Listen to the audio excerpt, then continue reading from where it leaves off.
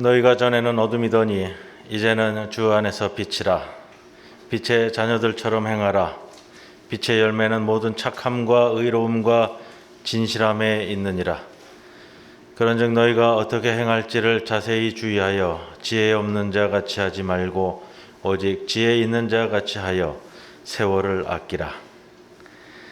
우리에게 새 날을 주시는 하나님 아버지, 2022년도 첫 주일을 맞이하게 하심에 감사 올려옵니다. 한 해의 첫 열매로 드리는 신년 주일 예배를 기쁘게 받아 주시옵소서. 올해에는 저희 심령에 하나님을 향한 사랑이 더욱 깊어지게 하셔서 1년 52주 변함없는 믿음으로 하나님만 섬기며 예배하게 하옵소서. 또한 새해에는 성도들이 애통하며 드리는 기도에 응답하시사 이 나라를 지켜주시고 이 사회를 보호하여 주시며 이 땅에 퍼졌던 모든 재앙을 거두어 주시며 남과 북이 하나 되는 통일의 날을 앞당겨 주시옵소서. 하나님의 은총과 우리 주님의 십자가 복음이 온 누리에 가득하게 되기를 소망하오며 예수님의 이름으로 기도드리옵나이다. 아멘.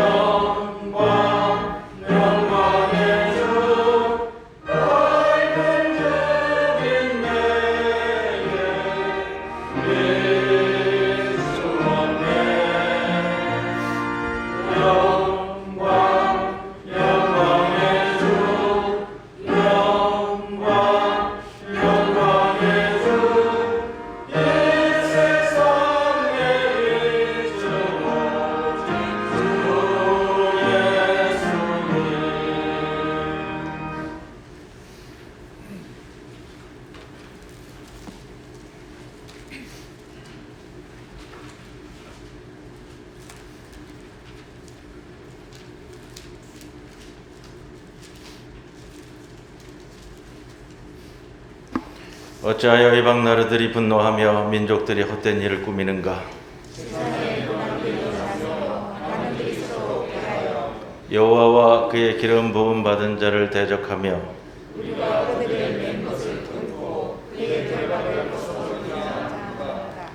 하늘에 계신 이가 웃으시며 그때에 분을 바라며 진노하사 그들을 놀라게 하여 이르시기를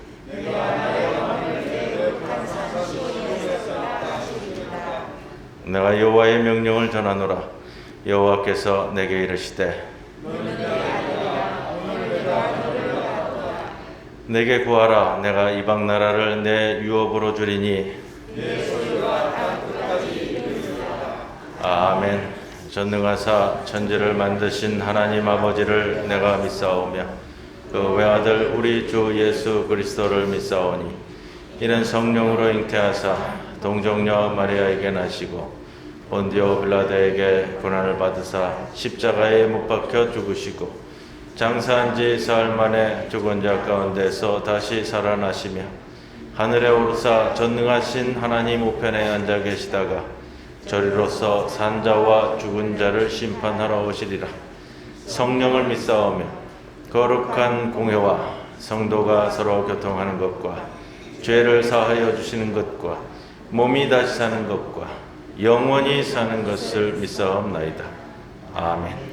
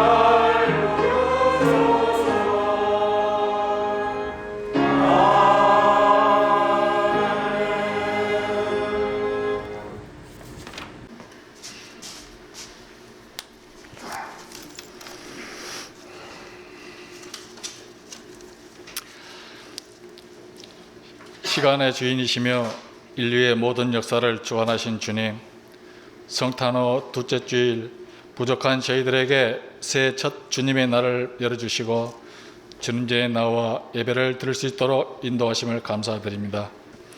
감사와 찬양과 영광을 드리오니 이 예배를 받아 주시옵소서. 지난 한 해 동안도 지켜주심을 감사드립니다. 주님께서 우리에게 많은 사랑과 은혜를 주셨건만 우리는 주님의 참된 뜻을 깨닫지 못하고 하나님과 이웃을 섬기지 못했으며 세월을 아끼지 못했음을 용서해 주시옵소서. 우리를 구원하시려 독생자 아들을 보내셨건만 우리는 구원자이신 예수를 우상 숭배라는 탐심과 육신의 온갖 정욕으로 힘과 시간을 낭비하면서 주님을 멀리 떠나 죄악 중에 살았던 우리를 용서해 주시옵소서.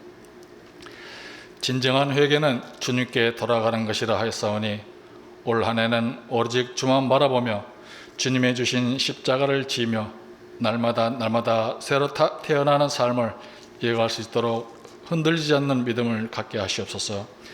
한 해의 계획과 기도도 주님 말씀 안에서 준비하며 온전히 이루어지기를 기도합니다.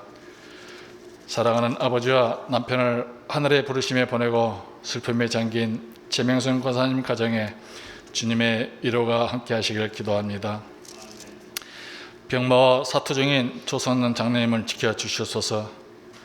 상한 갈 때도 꺾지 아니하시며 꺼져가는 신지도 끄지 않으시겠다고 약속하신 하나님이시오니 주님께서 자녀님께 주신 직분과 이 땅에서 해야 할 일들이 많이 있사오니 주님께서 친히 찾아가셔서 권능의 손으로 오르만지셔서 병마를 털고 인도할 수 있기를 간절히 기도합니다. 옆에서 간호하시는 권권사님도 지치지 않고 하나님께서 주시는 소망을 품고 이겨나갈 수 있도록 지켜주시옵소서.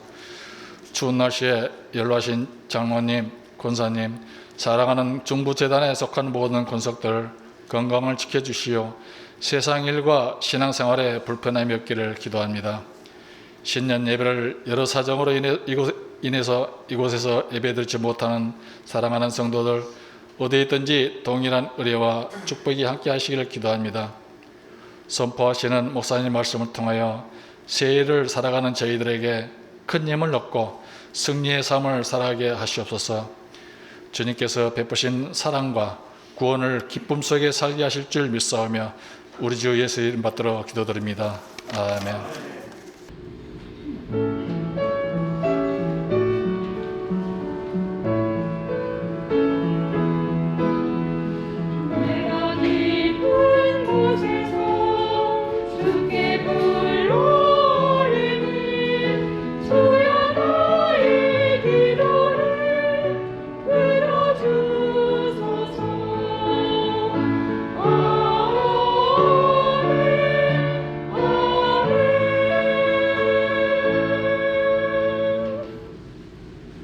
시편 91편 2절에서 3절 말씀입니다. 나는 여호와를 향하여 말하기를 그는 나의 피난처요 나의 요새요 내가 의뢰하는 하나님이라 하리니 이는 그가 너를 새 사냥꾼의 올무에서와 심한 전염병에서 건지실 것임이로다. 이는 하나님의 말씀입니다. 아멘. 주님과 동행하면서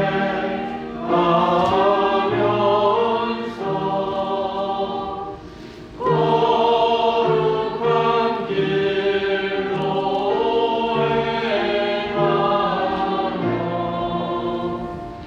진리의 예수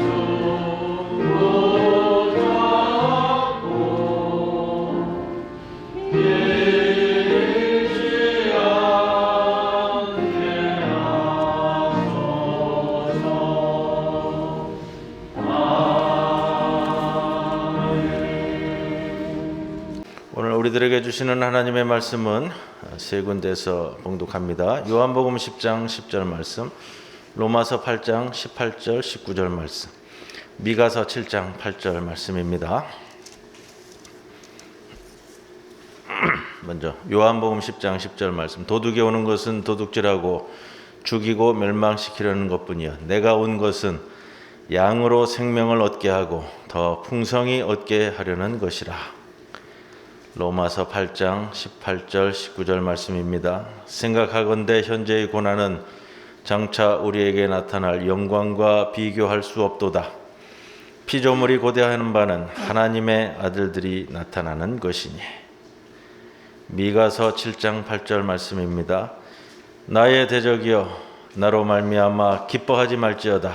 나는 엎드러질지라도 일어날 것이요 어두운 데에 앉을지라도 여호와께서 나의 빛이 되실 것이미로다. 이 말씀 가운데 성령께서 함께 하시기를 기원합니다.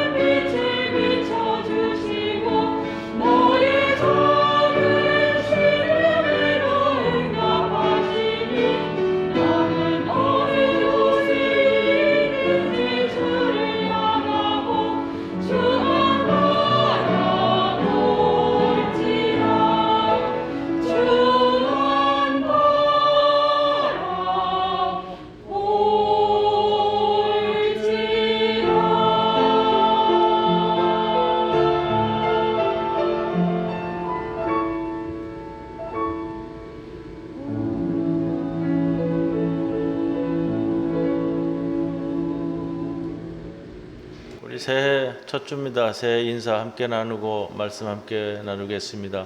새해 복 많이 받으세요.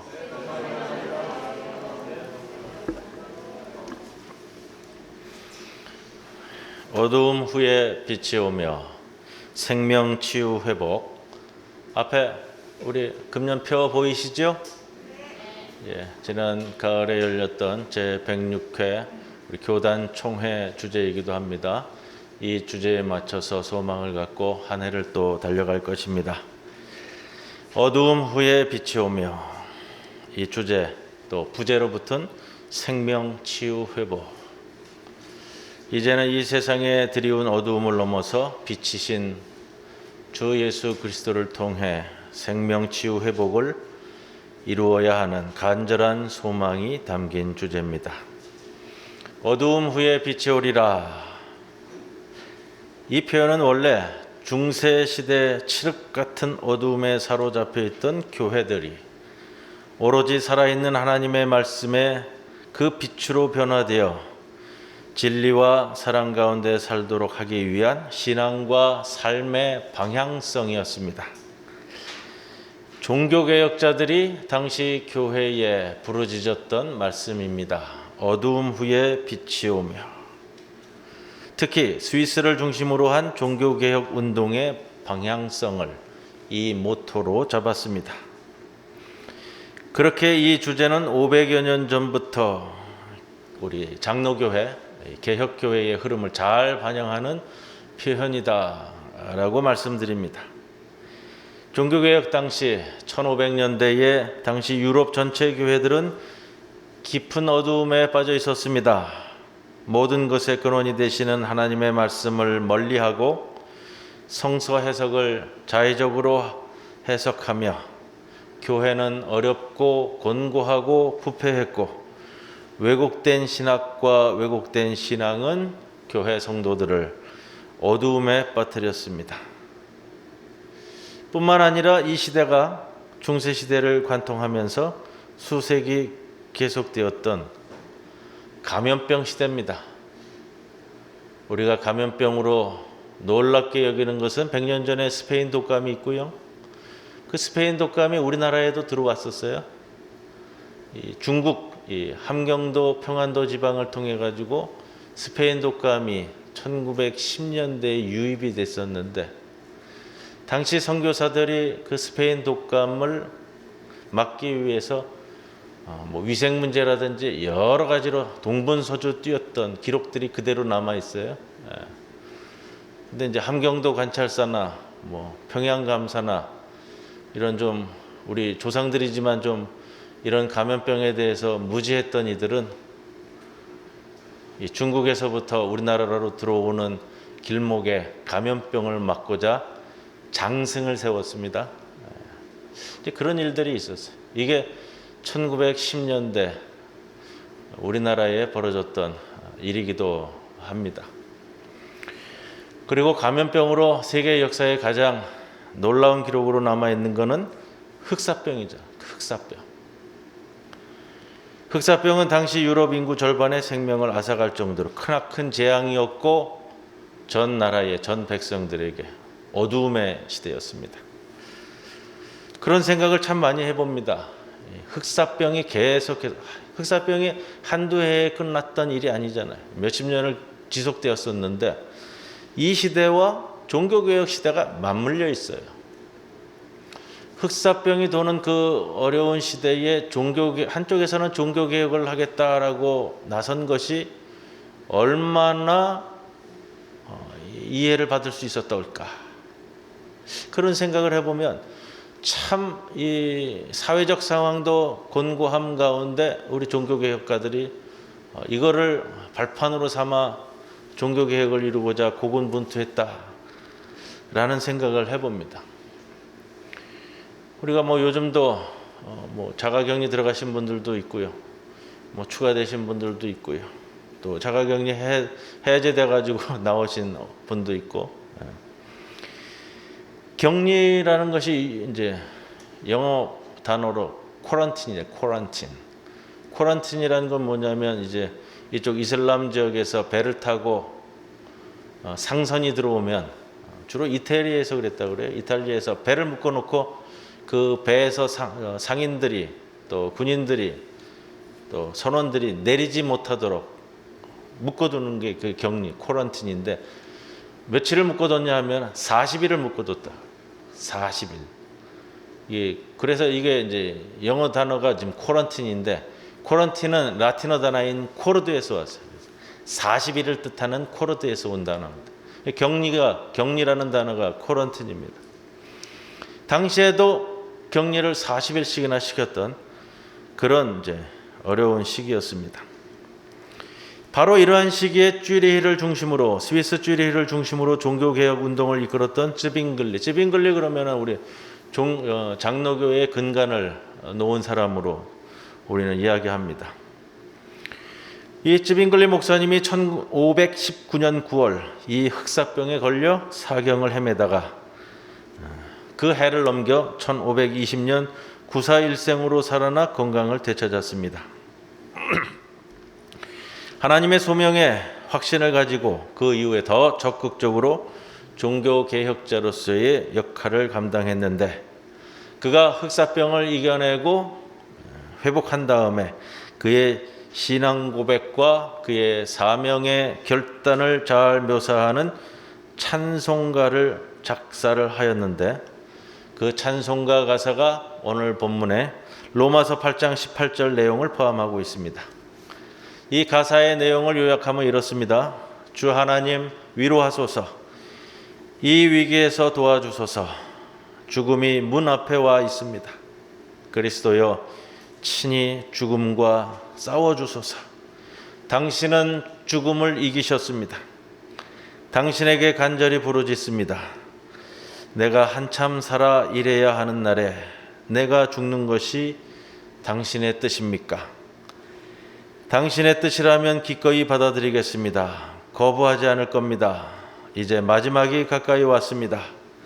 내 혀는 굳어지고 더는 한마디 말도 할 수 없습니다. 제 감각은 완전히 굳어버렸습니다. 그렇다면 지금은 당신이 저를 위해서 계속해서 싸움을 하실 시간입니다. 저를 회복시켜 주십시오. 주 하나님, 저를 회복시켜 주십시오. 저는 이 세상의 폭압과 폭력에 맞서서 그 어떤 두려움도 없이 천국에서 받을 상을 바라보면서 당신의 도움만을 의지하여 인내할 것입니다. 이 가사의 내용이 쯔빙글리 목사님이 작사한 찬송가의 내용입니다. 우리 송구영신 예배를 드리면서 우리 성도들에게 한 가지 말씀을 드렸어요. 금년에는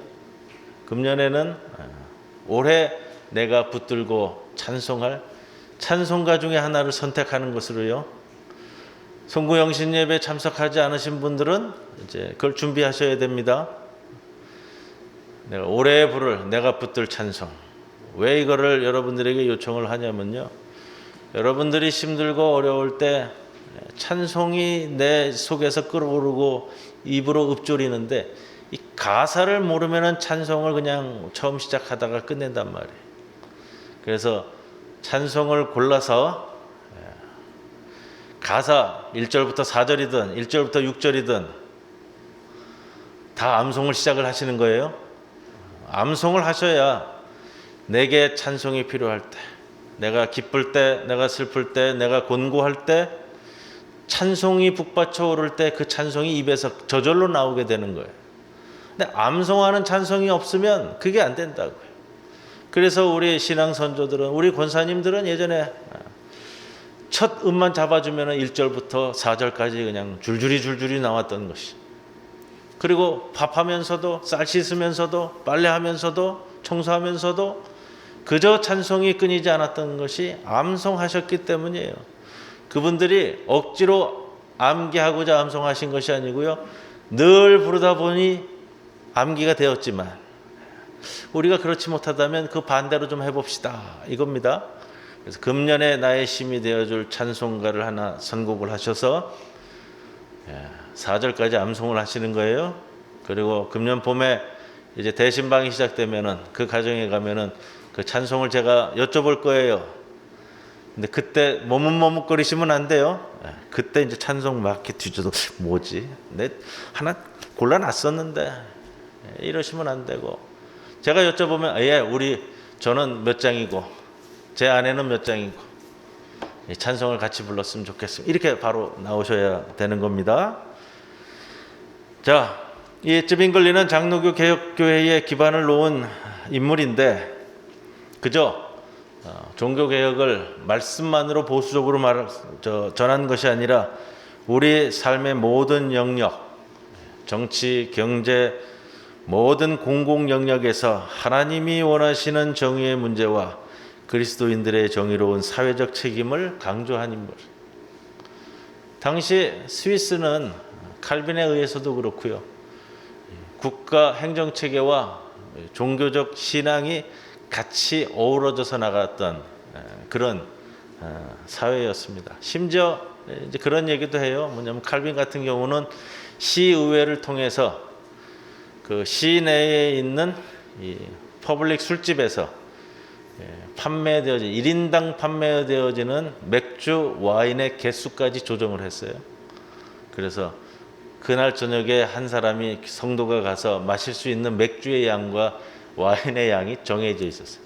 그 이상은 먹지 못하도록 조절하는 그런 역할까지도 좀 우습다라고도 여겨지지만 그게 건강한 사회를 위해 건강한 이 가정을 위해서 그렇다고 뭐 무작정 금지시키는 것이 아니고요. 그런 모습도 있습니다. 제네바시 바스티옹 공원에 가면 종교개혁의 중심 인물들을 기념하는 길이 약 100m에 높이 10m에 달하는 거대한 석상이 세워져 있는 종교개혁 기념비가 있습니다. 사진 올려주세요. 사진을 보셔야 좀 더 실감이 날 것 같아요. 첫 번째 사진이에요.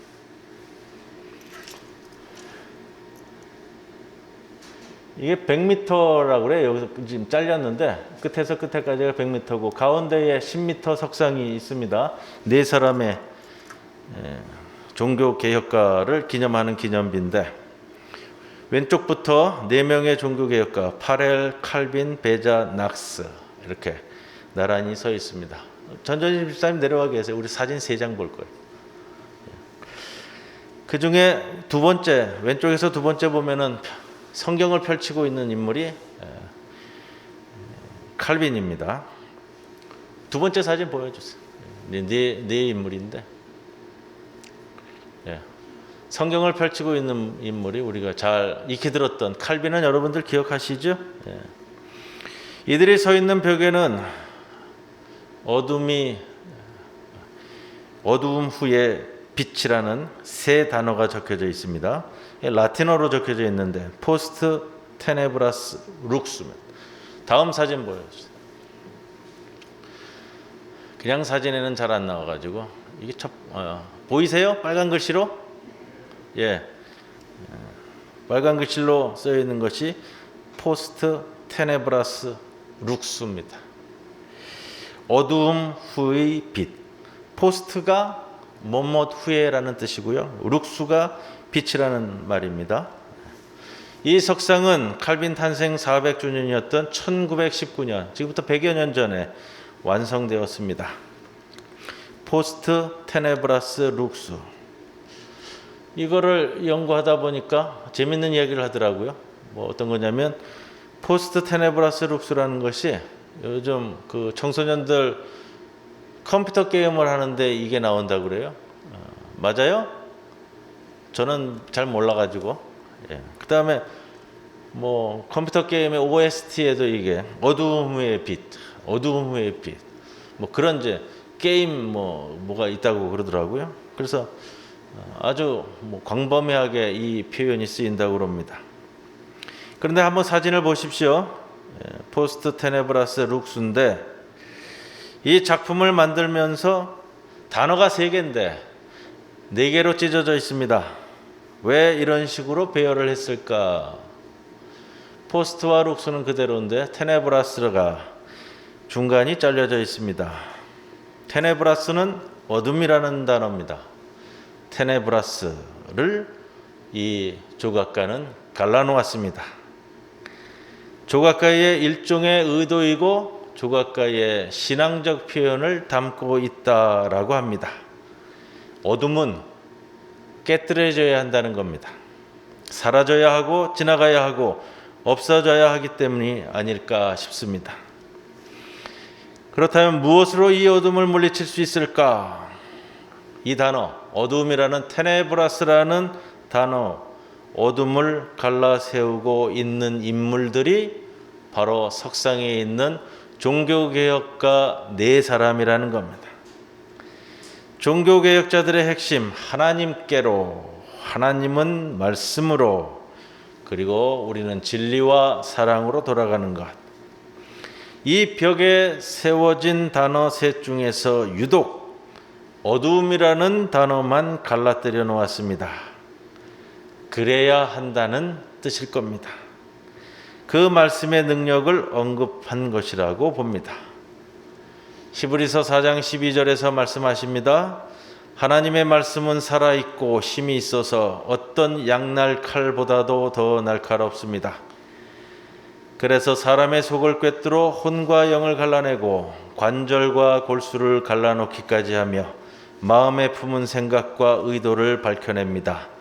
하나님 앞에는 아무 피조물도 숨겨진 것이 없고 모든 것이 그의 눈앞에 벌거숭이로 드러나 있습니다. 우리는 그의 앞에 모든 것을 드러내 놓아야 합니다. 하나님의 말씀은 모든 영역에서 어두움을 물리치게 하는 힘과 능력이며 그 말씀에 순종하는 자들이 생명과 치유와 회복의 삶을 능동적으로 살아갈 수 있도록 변화시키는 근원적인 하늘의 힘, 그것이 하나님의 말씀이라는 겁니다. 어두움은 반드시 물러가고 밝은 빛의 시대는 당연히 오게 되어져 있습니다. 빈글리는 모든 것의 근원이 되는 하나님의 말씀으로 돌아가야 할 것을 목숨을 걸고 선포했던 이 종교개혁 시대를 일컬어 빛의 시대라고 불렀습니다. 하나님의 말씀 그리고 바른 선포가 회복되는 때였기 때문입니다. 여러분, 그러므로 하나님의 말씀의 회복만이 우리들에게 유일한 희망이 되는 겁니다. 송구영신 예배 때 또 이야기를 드리는데 말씀 카드를 나눠줍니다. 여러분, 말씀 카드를 받으면서 어떤 생각을 하세요? 왜 목사님이 무슨 무속에서 부적 주듯이 말씀 주시나? 이런 생각을 하시는지. 예전에 그렇게 말씀하시는 분도 있더라고요.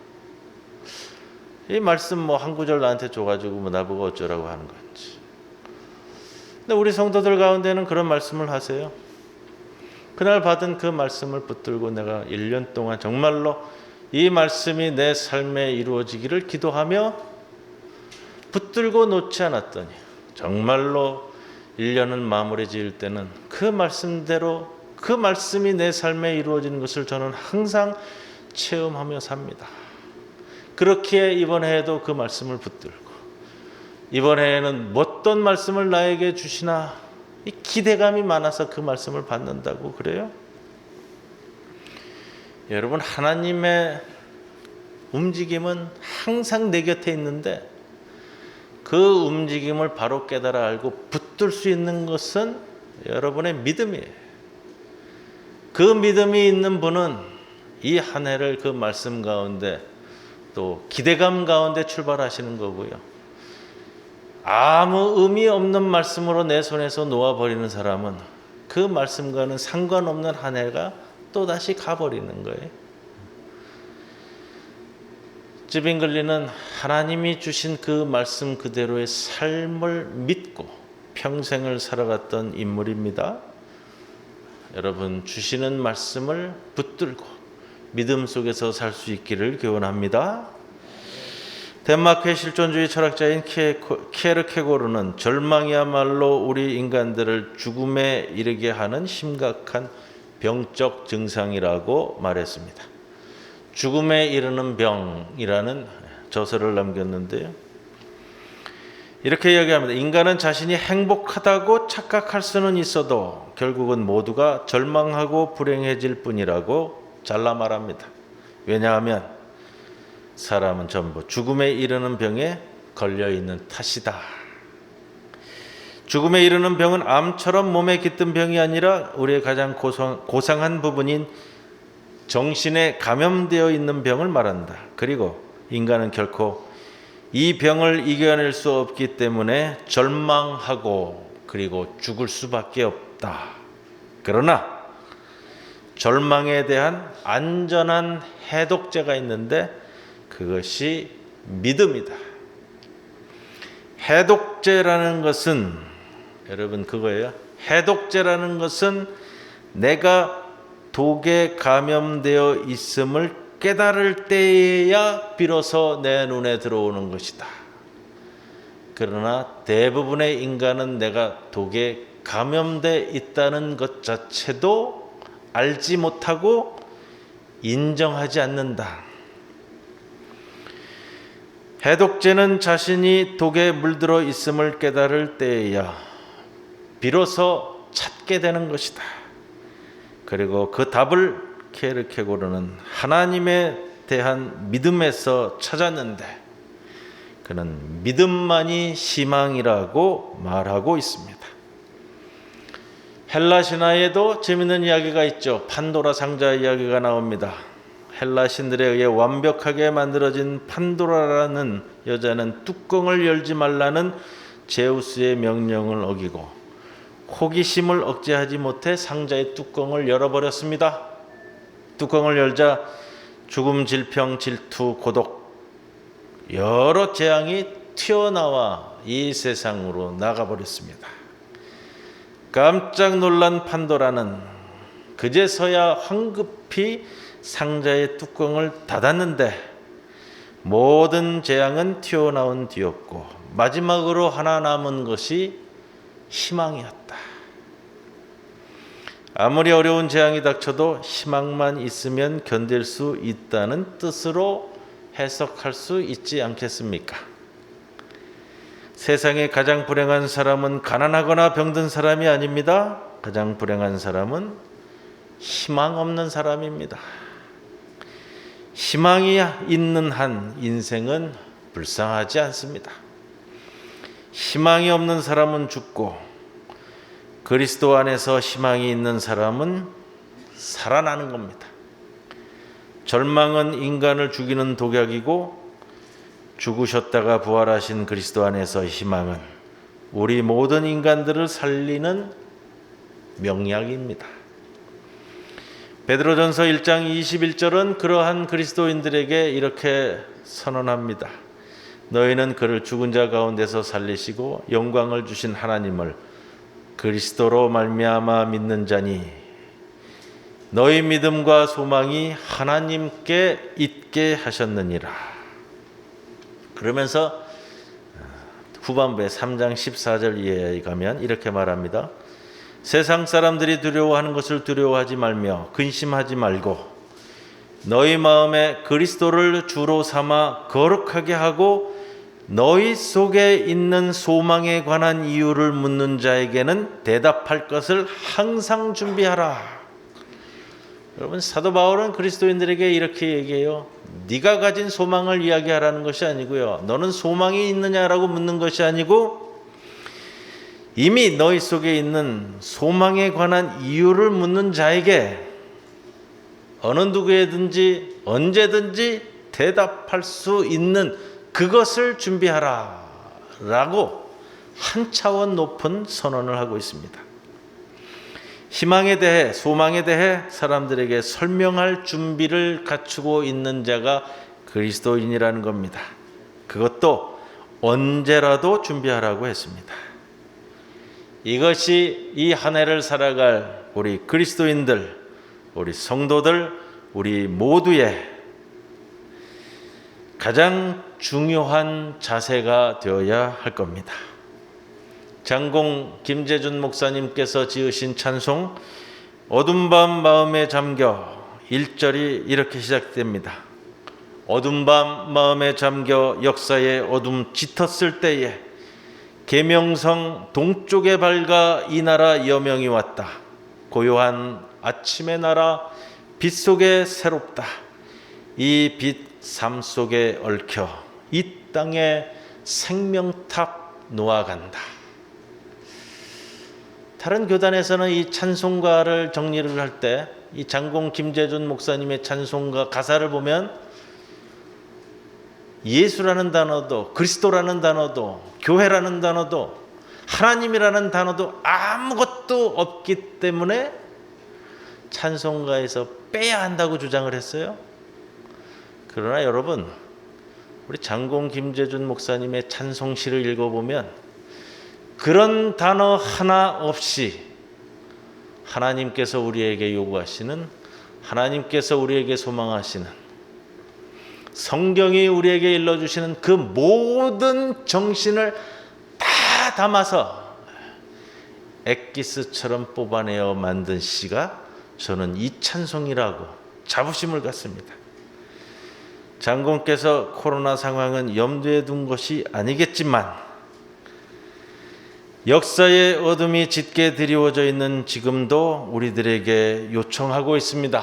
1절, 2절, 3절 다 찬송을 불러보면 나오잖아요. 하늘의 빛, 땅의 소금, 역사에는 누룩이 되어야 함을 우리들에게 말씀해 주고 있습니다. 곤고한 이태가 지났습니다. 그러나 어두움 후에 빛이 온다는 말씀을 붙들고 생명, 치유, 회복의 소망을 안고 나아가는 것이 우리 모두가 되어야 할 것입니다. 2022년 이 새해 바로 이 말씀, 어두움 후에 빛이 오며, 이 말씀을 붙들고 나아가시는 우리 모든 부산 중부교회 성도들 되시기를 주님의 이름으로 간절히 축원을 드립니다. 아버지 하나님, 2022년 새해를 시작합니다. 우리를 붙들어 주시옵소서. 소망을 안고 소망을 전하는 자들이 되게 하여 주옵소서.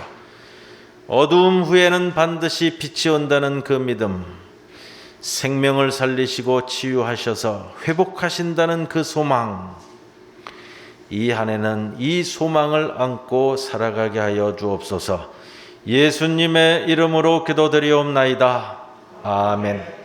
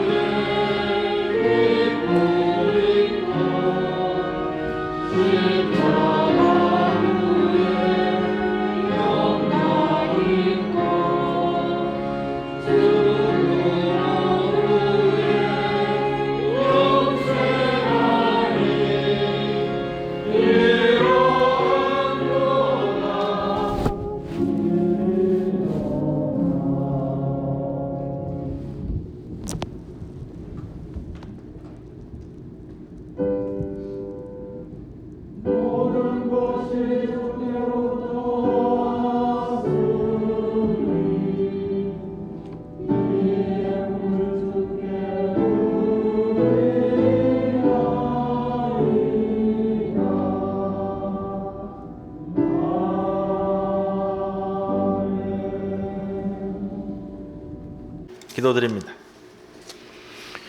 저희로 하여금 주여 우리의 삶을 늘 성찰하게 하여 주옵소서. 겸손해야 할 때 겸손하게 하셔서 교만하지 않도록 붙들어 주옵소서. 이웃에 대해 이기적이어서 비난이 앞서지 않도록 제어하시고 비난보다 이해가 앞서도록 우리를 이끌어 주옵소서. 감사드려야 할 때와 불평할 때를 분별하게 하시고 시기하지 않고 만족하게 하시며 배신보다는 신뢰하는 인간이 되게 하옵소서. 무엇보다도 절망의 어둠이 우리를 뒤덮지 못하도록 주님께서 우리의 영원한 빛이 되어 주시옵소서.